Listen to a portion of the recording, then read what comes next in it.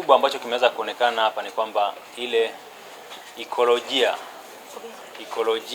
ya wataalamu mbalimbali, kuanzia wataalamu wanaofundisha kwenye vyuo mbalimbali, wanaotoa huduma za afya, wafanya tafiti za afya na wabunifu kwenye upande wa sekta ya afya wamekutana hapa mwaka huu wakitoka ndani ya nchi, lakini pia kuna wengine ambao wanatoka nje ya nchi kwa ajili ya kujadiliana ni namna gani tunaweza tukafanya ili kuhakikisha kwamba huduma zinakuwa ni bora kulingana na mahitaji ya wananchi.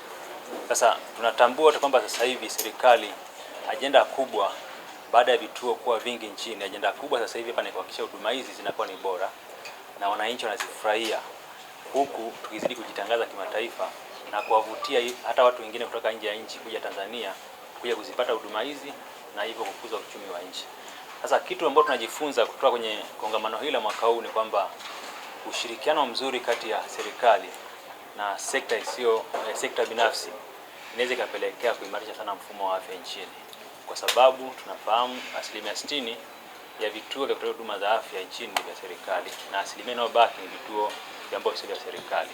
Kwa hiyo ekolojia pamoja itapelekea kila mwananchi aweze kusifikia huduma hizi na huduma ambazo ni bora na kuweza kupambana na maadui ambao ni maradhi hapa nchini. Ni Muzdalifa, ni daktari bingwa wa uzazi na magonjwa ya wanawake na ni medical director wa Aga Khan Hospital Dar es Salaam.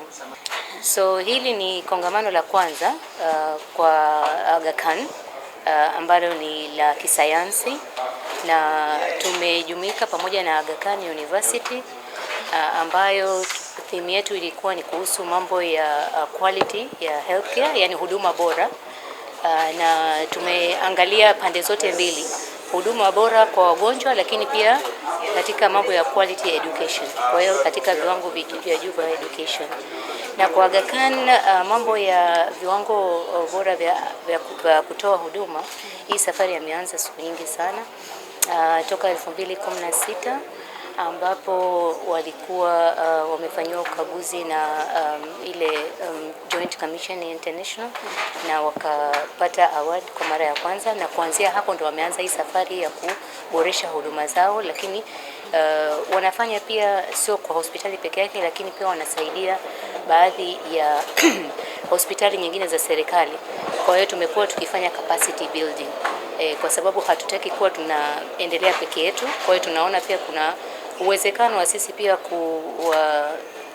kuambukiza wengine, yani jinsi ya kuendesha huduma bora.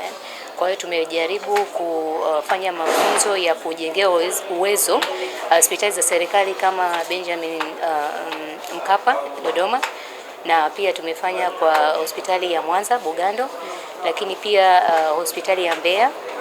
Kwa hiyo wote tumejaribu kuwasaidia ili wao pia waweze kufika viwango ambao vinagundulika kimataifa kama safe care. So hizo ni jitihada zetu endelevu, na tunashirikiana na serikali katika kusaidia hospitali za serikali ziweze kufika kiwango kama hicho. Mimi naitwa Dr. Shimwela Meshak, ni msajili wa bodi ya ushauri ya hospitali binafsi. Ni bodi ambayo inasajili vituo vyote visivyo vya serikali. Tuna vituo zaidi ya 40% nchi nzima. 60% ni vya serikali, 40% ni vituo visivyo vya serikali, na ni vituo takriban zaidi ya 5,000 nchini. Na kwenye miji mfano Dar es Salaam 78 mpaka 80 wanatibiwa kwenye vituo vyetu. Sasa leo tuko hapa kwenye mkutano mkubwa na ni wa kwanza ambao unazungumzia ubora wa huduma za afya hapa nchini.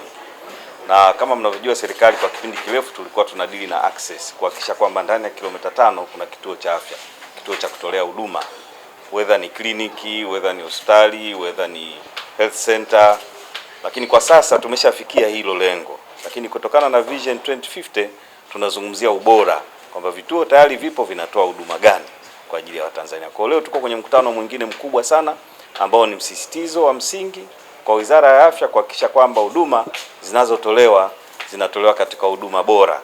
Sasa Aga Khan leo ni mkutano wanao wa kwanza ambao nao unasimamia huduma.